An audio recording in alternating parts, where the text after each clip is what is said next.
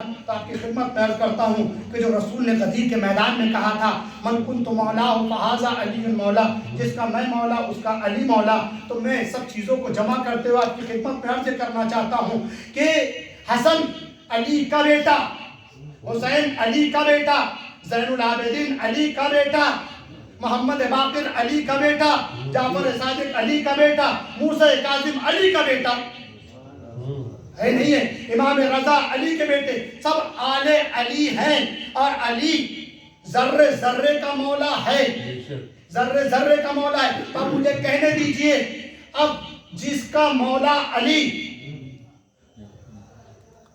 جس چیز کا مولا علی ہے، بس حسن بھی ہر ایک کا مولا ہے۔ رسول کا یہ کہنا من کنت مولا فہذا علی مولا، بس من کنت مولا فہذا حسن مولا، من کنت مولا فحسن مولا، من کنت مولا زین العابدین مولا، من کنت مولا محمد بن باقر مولا، من کنت مولا جعفر بن صادق مولا، من کنت مولا موسیٰ کاظم مولا۔ تو جس کا مولا علی، سارے ائمہ بھی مولا ہی ہیں۔ اور آپ کو بتا دوں 12 مرتبہ امام مہدی کا ذکر کیا ہے قائم خطبہ غدیر میں 12 مرتبہ امام مہدی کا نام لیا ہے امام رسول خدا نے۔ یہ سب چیزیں بتاتی ہے کہ ہمارا ہر ایک امام ہے۔ تو جس طرح سے امام کی موجودگی میں ان کے وسیلے سے دعائیں قبول ہوتی تھی، مستجاب ہوتی تھی، ان کی وفات کے بعد بھی ایک شخص آتا ہے جو بغداد کا رہنے والا ہے، وفات کے بعد روضے کے پاس آ کر جو نابینا ہے اندر جاتا ہے، تھوڑی دیر میں دوڑتے ہوئے باہر آ جاتا ہے۔ کیا ہوا کہ تو اندھا باہر گیا تھا، آنکھوں کے ساتھ باہر آ گیا۔ اب لوگ اس کے پیچھے تبرکن دوڑ اس کے کپڑے کھینچ رہے ہیں، 3 مرتبہ اسے لباس دیا گیا، 3 مرتبہ پارا ہو گیا، خادمین نے اٹھایا اور اس کو اپنے گھر پہ پہنچا دیا۔ اس کے بعد اس سے پوچھا گیا کہ بھائی کیا ہوا، کہ تمہیں آنکھیں کیسے مل گئی؟ کہا میں بغداد کے ہر ہاسپٹل میں گیا، سب نے منع کر دیا، اب تیری آنکھ اچھی نہیں ہو سکتی، کئی جگہ سے مجھے بھگا دیا گیا۔ اب مجھے ایک بات سمجھ میں آئی، رافضیوں کا ایک امام ہے جسے حباب الحوائج کہتے ہیں،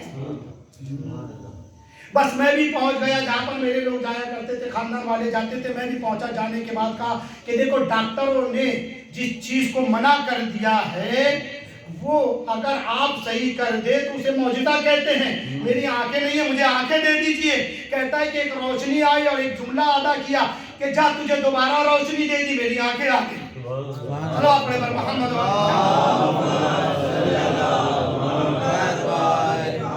28 میں آپ پیدا ہوئے، پھر آپ نے سبتین کی زبانی سنا 15 سال، لیکن اگر آپ تاریخ کو بغور پڑھے 14 سال آپ جیل میں رہے۔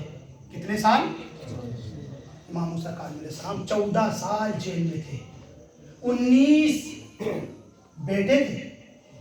ادھر ادھر کرنے کے بعد کئی 21 لکھا ہے، کئی تعداد میں نے بتایا نا آپ کو کہ کیوں اختلاف ہے، کئی 21 بیٹے 19 بیٹیاں، کئی برعکس۔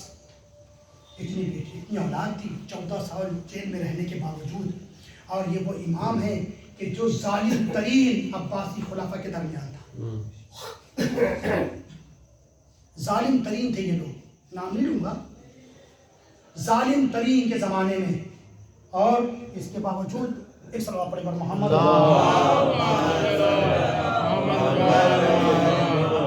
دیکھ رہا تھا ٹائم تقریباً تمام ہے، تو ظالم ترین بادشاہ کے زمانے میں، اور بس یہیں سے آپ کی زحمت کو تمام کہ اگر آپ سے یہ کہہ دیا جائے کہ کچھ دن آپ گھر میں رہیں گے، کوارنٹائن کا زمانہ یاد ہے، زیادہ دن نہیں گزرے گی کورونا کو، تھوڑی دیر بعد دیکھیں تو باہر کیوں بھائی گھر میں دل نہیں لگ رہا ہے، جس سے پوچھو کا گھر میں دل نہیں لگ رہا ہے۔ جب گھر میں دل نہیں لگ رہا ہے، اگر کسی کو قید کر دیا جائے، اور قید خانہ وہی قید خانہ جو معمولی ہو، مثلا قید خانہ اتنے لوہے کی سلاخیں لگی ہوئی ہیں، آپ باہر نہیں جا سکتے، کتنے دن رہ سکتے ہیں آپ اندر؟ کتنے دن رہ سکتے ہیں؟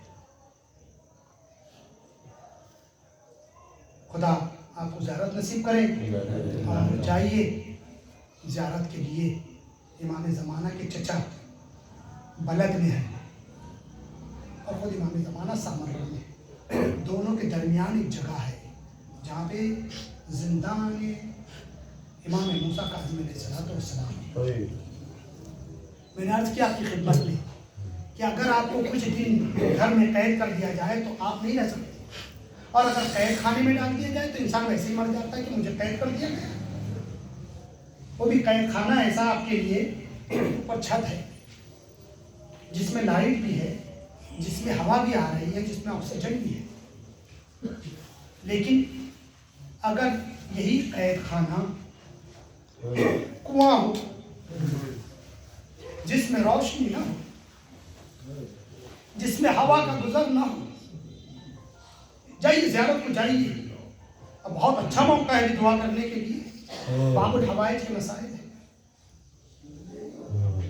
उनकी शहादत के दिन है, उन्हीं के जिंदान ज़ियारत के लिए दुआ कीजिए जब आंसू आ जाए। जिंदान अजीज ऐसा है, अगर देख सकते हो मेरी तरफ तो देखिएगा, मसाइल की मंजिल है, लेकिन जिंदान इस तरह से है, बहुत बड़ी बिल्डिंग है, उसके अंदर दरवाज़ा भी बड़ा ऊंचा हुआ है। आप दरवाजे के अंदर वालिद हो जाइए, चलते रहेंगे तो दरवाज़ा धीरे धीरे छोटा होता है। जाइए ज़ियारत को जाइए, बाहर निकलिए और देखिए कि हम कहाँ ज़िंदगी गुजार रहे हैं, किस ऐशो-आराम में है। दरवाज़ा छोटा होता जाता है, दरवाज़ा इतना छोटा होता है कि आपको रुकू में जाना है थोड़ी देर तक, फिर रुकू के बाद आपको कोनियों के बल चल के जाना है।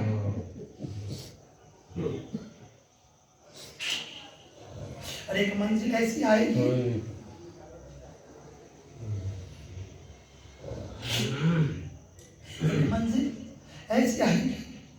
कि आपको सजदे से भी ज्यादा रेंगते हुए अंदर जाना है। जहां दरवाजा छोटा होता है वहां धीरे धीरे रास्ता नीचे की तरफ भी जाता है, कुएं की तरफ। और जब वहां पहुंच जाते हैं तो एक बिल्कुल कुआं जैसा बना हुआ है जिसकी छत भी ढकी हुई है और एक बारीक सा सुराख है बस, जिसमें दिन भर में एक मर्तबा रोशनी आती है या फिर जिंदानियों के झांकने की जगह है। ऐसी जगह पर इमाम को कैद किया गया। 14 साल मुसलसल आप कैद खाने में रहे। कभी जेल से बाहर आते, फिर वो कालिंदे बदल जाते, फिर नया हुक्म आता है, फिर जेल में भेज देते। आए दिन आपको जेल में भेजा जाता था, आप जेल में जाते रहते थे। 14 साल आपने जेल में कैद खाने में गुजारा, और कैद खाना भी ऐसा कि जहाँ पर हम और आप तो एक दिन के अलावा रह भी नहीं सकते, वहाँ हमारा और आपका साथ हमारे इमाम 14 साल रहा। फिर जालिम को जो है ना चैन न मिला, सुकून न मिला। बुलाने की बात वही जो इनकी पुरानी रविश रही है, का जहर दे दिया जाए। कुछ खजूरें मंगवाई और उसके अंदर जहर डाल दिया गया, खादिम को दिया गया। वो लेकर पहुंचा, पहुंचने के बाद इमाम से कहा कुछ खजूरें खा लीजिए। कहा मैं तो जरूर खा लूंगा। आपने 1, 2, 3 उसके बाद मना कर दिया। वो कहने लगा कि जरा और खा लीजिए। कहा नहीं, जितनी मैंने खजूरें खाई हैं उतनी तेरे मकसद के लिए काफी है। ये कहकर 3 दिन लगातार इमाम बुखार में मुब्तला रहे। और जो भी आता, अजीज और दोस्तों, बहुत सारे मौजूदात थे, रद्द कर दिया मैंने। जो भी आता कैद खाने में झांकता और उसके बाद पूछता कि इमाम कहाँ पर है, तो वहाँ का जिंदान मान बताता हूँ जो कपड़ा पड़ा है वही इमाम है। कहा ये तो सफेद कपड़ा पड़ा हुआ है। कहा ये दिन भर सजदे के आलम में रहते हैं। अब 3 दिन से हमारा इमाम बुखार में मुब्तला, जिस्म पूरा हवा हो चुका है। 3रे दिन पुलिस रूह परवास कर गई। हमारा और आपका गरीब मजलूम कैदी इमाम इस दुनिया से रुखसत हो गया, जिसकी तो पहले में दुआएं कबूल हुआ करती थी। कुछ लोगों को बुलाया गया जो इमाम के चाहने वाले थे और उनके नाम पता लिखा गया। उसके बाद कहा इनको पहचानते हो? कहा ये हमारे इमाम रह चुके, हम इनके साथ रहे। कहा देखो इनको कुछ तो नहीं हुआ है। उनसे झूठी गवाही ली गई, ये पुराने कानून रहे इन लोगों के, धोखाधड़ी के। और कहा कि देखो तुम्हारे इमाम को कुछ नहीं हुआ। اب کیا کرتے، مجبور تھے۔ اور اس کے بعد وہیں غسل و کفن کیا گیا، اور اس کے بعد جس کے 19 بیٹی اور 21 بیٹے ہو، اکیلا جنازہ جسر بغداد پر، بغداد کے پل پر رات کر رکھ دیا گیا، اور اعلان کرنا شروع کر دیا، ھذا امام الروافد، یہ رافضیوں کے امام ہے۔